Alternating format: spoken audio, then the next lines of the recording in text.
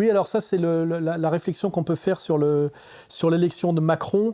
C'est qu'en réalité, Macron nous vend de la flexibilité et qu'on se rend compte que les gens ont du mal à comprendre que la flexibilité, c'est l'insécurité de l'emploi, dont l'insécurité sociale et l'insécurité de la vie tout court. Dans ces entreprises, dans les startups, mais probablement aussi ailleurs, aujourd'hui, l'un des maîtres mots, il y en a plusieurs, mais l'un des maîtres mots, c'est la flexibilité. Il faut être flexible. C'est ça, on demande à l'employé d'être flexible, donc en termes d'horaire de travail, pour accepter en fait des conditions salariales qui sont souvent précaires et très basses. Mais ce qu'il faut comprendre quand on regarde les gens qui ont voté Macron, ce sont les vieux qui ont la trouille et qui pensaient avec Macron préserver la rente des 30 Glorieuses. C'est impossible pour vous de voter Marine Le Pen? Oh, quand même, oui.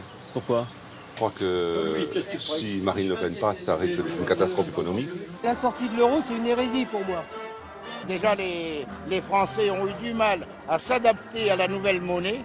Et du jour au lendemain, on va leur dire on va revenir au franc. Non, non, je ne crois pas.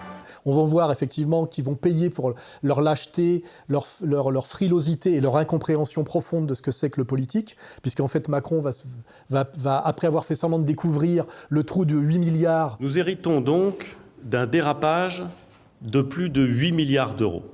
Va leur faire payer le trou. Et puis de l'autre côté, par contre, plus angoissant, c'est que les jeunes aussi sont macroniens. C'est-à-dire que le jeune, qui est manipulé systématiquement par le pouvoir politique impérial depuis mai 68, aime la flexibilité, parce que pour un jeune, la flexibilité, c'est l'aventure, le voyage. Alors pourquoi Londres? Je pense déjà parce que c'est une ville qui m'attirait, ne serait-ce que par rapport à son côté cosmopolite, et puis aussi voilà, pour travailler, pour voir quand même notre marché, pour connaître une autre ville. C'est intéressant sur un CV de dire qu'on a passé 6 mois à Londres et qu'on a travaillé dans une entreprise. Et ce qui lui fait peur, lui, c'est finalement la stabilité. La sécurité de l'emploi, c'est « je vais m'ennuyer », c'est l'idée « c'est chiant d'être fonctionnaire ». Si on réfléchit bien, monter une boîte super jeune, quand on est capable de vivre avec 400 balles par mois, qu'on n'a aucune obligation, qu'on peut légèrement enfler la banque sur l'idée d'un crédit étudiant, et qu'on est capable de se dire du jour au lendemain, je m'en fous, je drop tout et je vais chercher un emploi, c'est vachement simple en fait. Les gens veulent pas des vies toutes tracées, c'est-à-dire que ça reste une page blanche la vie. Alors que dès qu'un jeune passe à l'âge adulte, puisque jeune est une classe effectivement qui ne dure pas, arrive vers 30 ans, où il commence à prendre femme et à faire des enfants, là, d'un seul coup, il comprend les dangers et la violence de la flexibilité, et il a envie de se fixer. Puisqu'effectivement, l'homme civilisé est un sédentaire dont la sécurité marche de pair avec la notion de fixation. C'est-à-dire qu'il voudrait avoir une maison, il voudrait que ses enfants puissent rester dans la même école, il voudrait pouvoir que ses enfants gardent ses amis, et quand il a un crédit sur une baraque, des amis et des enfants scolarisés avec des amis, etc., quand on lui dit maintenant tu vas bouger et tu vas te barrer à 400 km, sans d'ailleurs que sa femme ne puisse l'accompagner, puisqu'elle est soumise à une autre flexibilité. Là, il comprend un peu tard que la flexibilité est sans doute la plus grande violence sociale qui est faite à nos citoyens modernes, mais c'est trop tard. James peut gagner entre 0 et 1 000 euros par mois.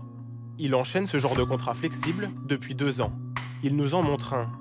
Les conditions sont explicites. L'entreprise fournit du travail quand il y en a. Elle n'est pas obligée de fournir du travail à l'employé et celui-ci n'est pas tenu de l'accepter. Et en annexe, c'est écrit en toutes lettres, l'entreprise exige des salariés flexibles. Sinon, elle arrêtera tout simplement de donner des heures de travail. Et donc aujourd'hui, je dirais la violence économico-sociale Macron passe par la bêtise des vieux, enfin la bêtise et la lâcheté des vieux, et la frivolité et la naïveté des jeunes. Comme on le disait en début d'entretien, c'est un peu le fantasme de la Silicon Valley, c'est ça, c'est cette image de l'entreprise performante, moderne, auquel, si on veut être dans le coup, il faut y être. C'est le nouveau rêve américain, en fait, qui est venu pour nous sauver de la crise et de notre ennui. Et ça, c'est une fatalité à laquelle on ne peut pas grand-chose, car effectivement, pour qu'un jeune cesse d'être un jeune con, il faut qu'il ait 10 ans de plus. Mais malheureusement, entre-temps, Macron a été élu sur, effectivement, pour la bourgeoisie, le mythe de la start-up. Une ancienne gare de marchandises transformée en pépinière d'entreprise pour jeunes talents. À Paris, le président français a inauguré hier Station F, qui se targue d'être le plus grand incubateur de start-up au monde devant la Silicon Valley. Et pour le jeune plus précaire, la fascination pour l'ubérisation. Ce matin-là, à Paris, Martin Petit s'apprête à commencer sa journée de travail. À 27 ans, il fait partie de cette nouvelle génération pour qui changer de job n'est pas vraiment un problème. L'intérêt de ce travail, c'est que déjà, ça me permet de gagner mieux ma vie parce que c'est un à côté, tout en faisant du sport, en étant complètement autonome parce qu'à part l'application, on n'a aucun contact avec des managers. Comme tous ses collègues, Martin est un livreur indépendant. Il choisit librement son planning.